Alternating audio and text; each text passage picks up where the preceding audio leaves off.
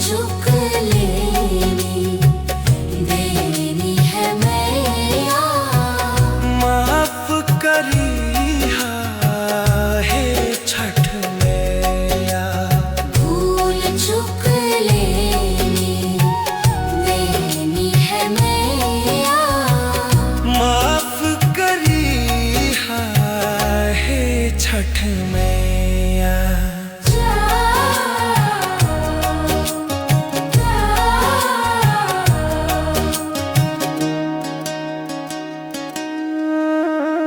श्रद्धा भक्ति भाव से पूजन करूं, जो कुछ सामर्थ है समर्पण करूं।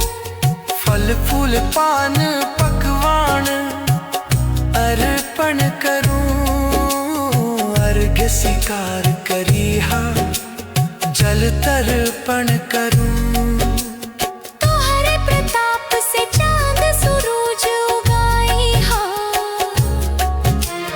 तू ही है हम सबकी नैया खेवई हा। भूल चुक लेनी देनी है मैया।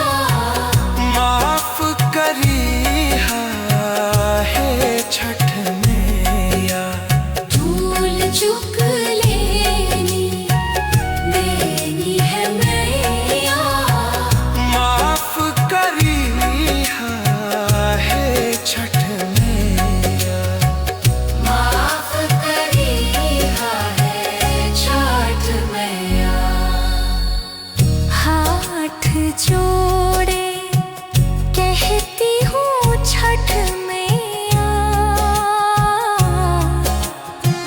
सुमिरन में होई ना सहाया। दुख दर्द